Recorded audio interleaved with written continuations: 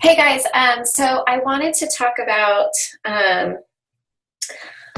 guess it would be motivating pearls. I know I get asked this kind of a lot. Kristen was in town for the weekend, and that was a topic of conversation. And I guess we are kind of a tough bunch to motivate. I am Pearl through and through, and the majority of my team is Pearl as well. And I think it can be a great asset to have to your team, but I know that it can be a challenging personality just because we're not motivated by a lot of things that a lot of other coaches are motivated. Pearls really need to have a sense of purpose. I know for me, and I've always been this way when it comes to my coaching business, is, there can be incentives up the yin yang, but hey, Kristen. Um, but if my heart and my mind isn't in the right place, then I'm not going to be motivated to do it. So, um, can you hear me, Kristen? Yeah. Okay, sorry.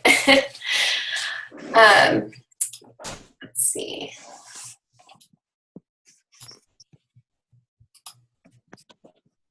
Hold on just a second. Okay. All right, sorry. So I'll start over real quick. So I'm going to talk about kind of motivating pearls. I get this question a lot because I'm a pearl personality, and I guess we're kind of a hard bunch to motivate. And Kristen Sharp was in town this weekend, and that was kind of a topic of conversation we had because I know a lot of people kind of get frustrated on really how to motivate that type of personality. So I just wanted to talk a little bit about it. I am a Pearl personality through and through. I'm like way up here Pearl, and then everything else kind of at the bottom. And I think it's kind of, I think pearls are a great asset to have on your team. They really bring the heart and the camaraderie, I think, and that family type environment to the team that, you may be missing. So even though we may not necessarily be the most productive, outstanding coaches, but I think we still play a key role, even if just as a discount coach. So, like I was saying, the majority of is Pearl personalities. I guess, the saying, what you put out is what you attract holds true because that is, a big part of my team. My team has a lot of heart. I don't necessarily have a lot of rock star coaches, but I have a lot of coaches that stick around for the long term. Even if they are just a discount coach or, simply just an emerald coach who kind of dabbles in the business here or there. So that's something I am really proud of. And I know that a lot of my coaches, even though they're not, super successful or super driven, love our team and love being a part of it. And that's what I really try to create on our team and in our team page is that sense of family, and we're all in it together no matter what, whether it be business or personal. I like to feel like we are all, we've got each other's back. So I think the difficult thing about pearls is we're not really driven by a lot of the same thing other coaches are driven by. Money is not a big thing for us. In fact, I think that sometimes can be a deterrent. Fame and fortune and being that spotlight isn't necessarily something that we seek out either. But what really drives us is having a sense of purpose and having a passion and really believing in what we have to offer people. That's what's going to motivate us.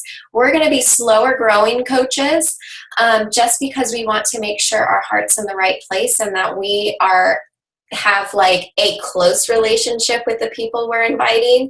We're not going to be the ones sending out like those cold invites and not caring what people think. Like we want to make sure that we can like genuinely feel that emotion when we send out those invites or invite people to coaching. And we're also kind of sensitive. So, I think Pearl coaches are a little more, they have a harder time with objections and coming, overcoming that fear of potentially being objected. So, that's can be a bad thing. So I think the big thing that I have found with my coaches is really having them look at what their story is, what they can offer people. And I think the big thing too is a lot of times it's not related to Beachbody or to health and fitness. I have quite a few coaches who have amazing stories. They've overcome depression, marital problems, a lot of other different things. And that's kind of their niche. And they may have a hard time sharing health and fitness, but they can share their story a little bit at a time and kind of help build that following with people that really has nothing to do with health and fitness, but it's a great audience for them and a great audience for them to pull invites from and again, to build relationships with. So really take the time, if you have a coach who's struggling and doesn't know what they can offer, try to find out what their story is, their struggles they've had, how they've overcome it, and, help them to paint the picture for their audience. So, for example, I have a coach who is, she's had to deal with a spouse who's had cancer, and she's battled depression while she's done all that. And that was kind of her outlet. She really struggled with the business for a long time, being able to balance it and dealing with, the whole cancer thing, and having times where she was just in a depression, and being able to kind of spotlight that, how she overcame her depression, how she's dealing with having a spouse who has cancer. And she has ended up having this amazing following because she started a blog, and it was just a way for her to get her emotions out. She was always a person who was very closed up. But having her have that outlet has completely transformed her. Not only has it helped her deal with all the burden that comes with having somebody close to you who's dealing with something that's difficult, and the thought of possibly losing him, that's really helped her make connections with other people who are dealing with it. It's helped get her emotions out, so she doesn't really battle that depression anymore because she has that outlet. And because of that, she's been able to have a whole new network of people that she can reach out to and invite for the right reason. So the other thing I think that helps motivate those Pearl personalities is checking in with them. They're probably not going to be the ones who are going to be posting all over your page, your team page all the time. They may not necessarily be wanting to show up to a lot of team events either, because we tend to be introverts, I think. And the whole thought, we're not party, that's kind of not our thing. It can be intimidating. So, but what I like to do is just check in on them, even if they're just a discount coach, from time to time, just as a friend. I really don't try to push the business too much with them, because I think if you're too pushy when it comes to business and motivating them, it can kind of be a turnoff, and I think it causes a lot of anxiety. So that's been a big thing for me, is really trying to read people's personalities and see how much I can push them and the way that I push them. So for example, some coaches are really motivated by money or, the shiny things, but Pearls probably aren't. So I'm going to have to try to find a way that's going to motivate them. And for, I think the big thing with that is just having them really finding that purpose for them and showing them how they can project that out on their social media posts and in their inviting. Because when I think you find that purpose, when they find that purpose, whatever it is, then they have a lot easier time posting and inviting, because they kind of have a direction to go. So I have a few coaches who are really big into their faith, and they've really struggled with how to, kind of present themselves as a Beachbody coach. They don't really fall into the kind of group that most people are going in. They're very reserved.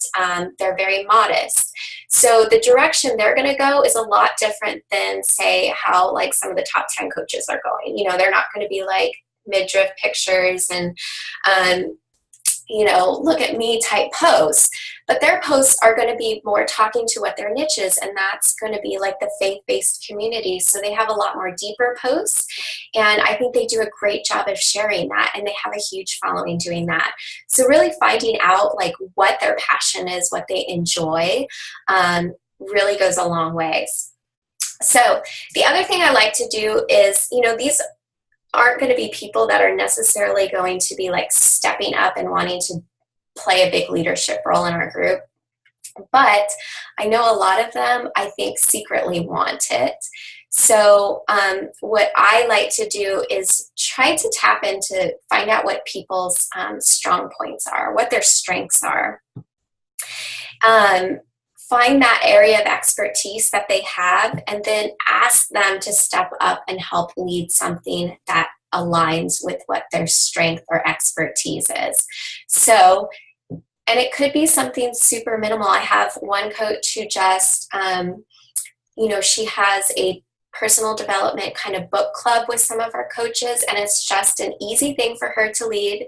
It's not scary for her because it's something that she really enjoys, but it helps hold my other coaches accountable for their personal development, and it gives them a place where they can discuss that kind of stuff in a way that they can share it. The other thing is I like to ask them, hey, make a video about something. Like, I love how you have started to share your story. Can you make a video about how you're doing that, or different ways that people can find out what their story is? Little things like that go a long way, and I really know that it helps build confidence as well. And when they start to get that confidence, that's when you'll start to see that they'll start to kind of blossom and step out. And that's kind of exciting to see. And the other thing is really encourage them. I love to do shout outs on my team page as much as I can, especially when it comes to social media, because I know that's a hard thing for people. So if I see they have a good post, I'm going to make sure I share that with the team, and that they know that what they're doing is good, and that I'm seeing it, and that we're acknowledging it, and we can all cheer each other on. And I know a lot of you probably do that, like Rockstar Post of the Day, so that's probably nothing big. But even if it's as simple as, hey, so-and-so sent out 3 invites today, that's a big deal for some people. So I make sure that I do shout outs for things like that. Little things that may seem insignificant to us are a big deal, especially for newer coaches. So I make sure that I send a shout out, or I send them a message and say, hey, I'm really proud of you. Like, I know you've had to overcome a lot to do that. So I just want you to know that, that's exciting. So that's about it when it comes to pearls. I mean, I think the big thing is just really tapping into finding out what their passion is and what drives them. Because I know, like, I always feel like kind of the odd one out, because some people are just really like, they want to hit that rank, they want to be a top 10, and that's just not who we are for the most part. Like, we don't want that. We want to be able to serve the people around us, and that's what's going to motivate us. So finding out how that particular person can do it, I think, will make a world of difference. And again, making them feel like a part of a team, even if it's just that they're a great encourager in your team page, letting them know that. Because what you want is, you don't necessarily, I don't think having discount coaches is a bad thing, but what you want is longevity. And I have had a lot of luck with coaches who may just be discount, but have been around for 4 or 5 years and play an important role in just having that camaraderie on our team page. So don't write them off. Take the time to really acknowledge them and support them. Okay, so the other thing I kind of wanted to talk about which I found kind of interesting at a Super Saturday I went to, and I'm sure some of you have heard about it. But for me, I heard about it, but I didn't really understand it. And that is mirroring. And that can come in handy when it comes to dealing with different personality types on your team and trying to figure out ways to connect with them. So mirroring is basically mimicking or matching someone else's behavior. And it's not necessarily being fake, because you don't want to do that because people are going to tell, but it's simply doing those subtle little things that are going to make the other person kind of like you more. So basically mirroring is kind of a subconscious thing that we do. It's very subtle, but people can pick up on those little things and like you more just by simply doing those little things. It's just somehow our brain waves sync up, and it's just a way to relate to somebody and to have somebody like us and trust us. So you have to realize that people do business or coaching with people they like and trust. So they usually like and trust people who are kind of like themselves. So obviously my personality isn't going to match with everybody's personality. You know, there's a lot of different personalities out there. But if you learn to mirror, you can really learn to connect better with your team, your coaches, and your challengers. So make sure you kind of be intentional about it in the beginning, and you may actually be doing it without you actually realizing you're doing it too. But what you want is you want to build that trust first, because then you kind of step up as the leader in that conversation that you're having. So learn to be more like them first. So if somebody's coming to you with a message, kind of read that message and how it's coming off. Or the same with how, you know, say you go into a conversation. You may go into a conversation with somebody who's very reserved or standoffish, and they're going to be sitting there with their arms crossed, legs crossed, maybe turned away from you. If you go into that same conversation with a person and be all up in their face, it's going to be a turn off for them, and they're not going to like you. But if you kind of mirror that behavior, so sit there for a little bit, kind of mimic what they're doing. Don't be like super creepy about it and like, you know, obvious, but in subtle ways. Pretty soon that person's going to feel a lot more comfortable with you, and you're going to start to build that trust with them. When that starts to happen, then you can kind of take the lead in the conversation that you're having with them and start to open up. So then you can maybe take your arms out, be a little more open with them, maybe lean in a little bit to get them more engaged in the conversation. And you'll notice that the person may start to do it back. And again, a lot of times we do this subconsciously. I know there are sometimes I have friends who are very, very outgoing, and when I'm around them, I tend to be a little more outgoing. If I, am sitting with a friend who's a little more quiet and reserved, I'm going to be a lot more quiet and reserved. So it's simply doing those little things that mean a lot to people. So really what you want to do is just pay attention to that person, their vibe, and try to match it. And it can be anything, even if you're on the phone, it can be simply the tone of your voice, the speed that you're talking. If you have a fast talker coach who it's hard to get a word in, try to match that. If it's a coach that doesn't have a lot to say, kind of likes to think things through, then that's kind of the way that you need to go into the conversation too. The other thing is, say you're getting like written messages, some people could be, have a little more passion about things. That's kind of how you want to go reply to their message in the same kind of format. So if somebody's got a lot of exclamation points, they're really excited, make sure you return that message in the same way. If somebody's really excited about hitting a goal, don't be like, that's great, period.